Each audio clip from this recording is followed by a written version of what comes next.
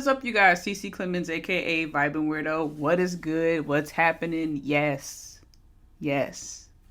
Shazam. I don't even know. A lot of people are talking about this Spider-Man Across the Spider-Verse. First of all, I knew the movie was going to be fire when I felt inclined to get a Spider-Verse shirt. I feel like I need to go ahead and get a shirt because I feel like I'm going to have that moment when I go to the movies. That doesn't make any sense, but it does at the same time to me.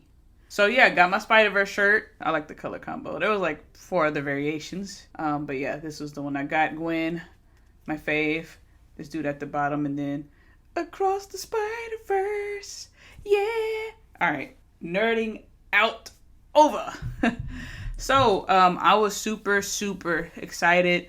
The first Spider-Man Into the Spider-Verse, that was, in my opinion, the best Spider-Man film. It was so much fun, and I rewatched it so many times. So naturally, not even in like a critical way, I had high expectations for this one, just because of how dope the last one was. We can talk about how iconic and dope it was, and new, and how it's changed, animation, forever, but not gonna do that. So yeah, had high expectations for it, and oh my god, it exceeded those. It exceeded them. It did it. Oh, this movie was so freaking amazing. I am watching this movie. I be geeking out. I bought a shirt. I want to nerd out. I want to geek out. I want to be all extra. I'm just sitting there like, this is awesome throughout the movie. This is so dope. What I just saw was amazing. I was saying that throughout the movie because I'm extra like that, and that's what I do. But they were true feelings and true emotions. I was just like, I can't believe my eyes are witnessing this right now. This is crazy. The colors. The first one was great, but I don't know, the way that they were really just showing the emotions through colors in this one was amazing. And it was very fascinating, and just like, This was an awesome experience. The way the colors popped, and again, just set the mood and the tone throughout, changing, the colors changing. Like, you watching the same scene, and the colors just change up. It was visually stunning. Everything, the buildings, the characters, of course, the fighting scenes, everything about it was just so visually incredible. To the point where, just like the first film, was like, man, this is kind of hard to look at. It's like I'm watching 3D without the glasses. But after you get adjusted, it's like, wow, this is dope. This is crazy. It's so different and so new. And it creates this awe experience for me. And it probably for you as well. The story was also really good. You know, if Rotten Tomatoes scores high, the story is lit, okay? There's other Spider-Man and women in here as well. And it just makes it a very fun experience. And it's great how they were able to, with certain characters, create a connection, a lovability about all of them, even ones that probably don't want to. Team Gwen all the way. I've always loved Gwen, but this one, it just made me love her even more. Her vibe, but first of all, like, she's on my shirt, right? To me, she has my favorite outfit. The fact that she's a female, and instead of just having it like having her hair all bunched up or having her hair out, that it's in, but in like a hoodie type aspect with the whole ballet type vibe, it is so freaking dope. And don't get me relax. But it was so cool. And I definitely fell in love with her character even more watching this. Once you get into it, you'll see why. She's definitely my favorite. Just her sense of humor, her style, and just everything about her is dope to me. So I will have to say, and this isn't just because like super excitement and adrenaline after watching it for the first time, but this is the best Spider-Man film. It was Into the Spider-Verse, now it's Across the Spider-Verse.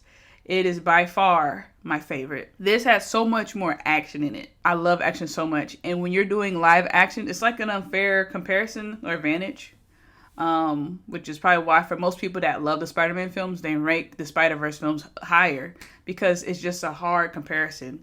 When you do live action with the amount of CGI effects you have to do to make it look realistic, it's very difficult. So we lack those cool, dope fighting scenes that I personally crave and that I would like to see on the big screen. the web swinging and the slow motion moves and just the fighting and everything like that. People have a budget they got to work with. Doing it live action, not only that, but having it look good and realistic is difficult.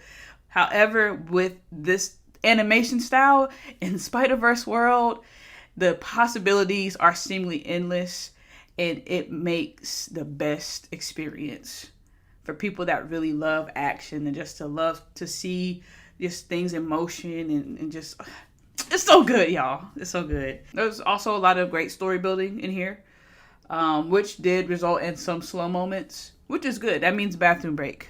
I ain't tripping. Go to the restroom, come back, you didn't miss nothing. Cool. With that in between, like nonstop action, dope scenes, dope moves, just with the coloring, and it was just so good. I'm trying not to overhype it, but it was really that great for me. Gwen's fighting scenes are my favorite, and you'll see why. Lit. Miles too. Miles is the GOAT. He's still a teenager trying to figure it out, but yeah. The voice actors were great as well for the other characters. I love Issa Rae, and there's some other people in there as well that weren't in the last Spider-Verse film, and it was a great, perfect combination of just humor, some good cameos and special appearances as well in there. That just made it a very heartwarming, a great experience altogether.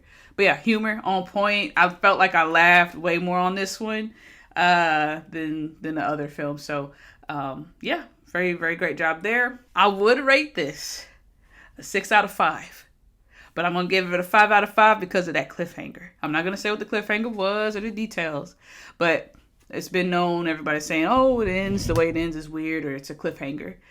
And even though I knew that when I went to watch it, when the movie, I was like, still great movie though. So it does it on the cliffhanger. However, even with that, even with the slow moments that seemed a little like, okay, it's feeling a little drawn out a little bit, and let me go to the restroom real quick. Even with that, it's still like, I would still give it a 5 out of 5. I would give it a 5 out of 5, and I would say it is the best Spider-Man film to date. Everything I ever wanted in a Spider-Man film was in here, or just any action movie period, where you can really see the fighting and the cool flexibility and just the yeeting and the everything. Comic book references, of course, is in here. Loved it, and I cannot wait to watch it again. I'm going to watch it a second time tomorrow. I don't play games. So those are my thoughts, you guys. If you've watched it, let me know in the comments. If not, please, like, if there's not a movie, like, I watched a lot of movies. There's not one you watch this month, like, watch this one. Watch Spider-Verse. The Flash as well. I would do that. Transformers, oh God, it's a lot. But if I'm going to just have to choose Spider-Verse, absolutely. Yeah. All right. Don't forget to like and subscribe if you're new. Drink that water. It's good for you. You need to definitely be doing that. Stop going to the doctor and them telling you dehydrate every time you go. Have a great day. Peace.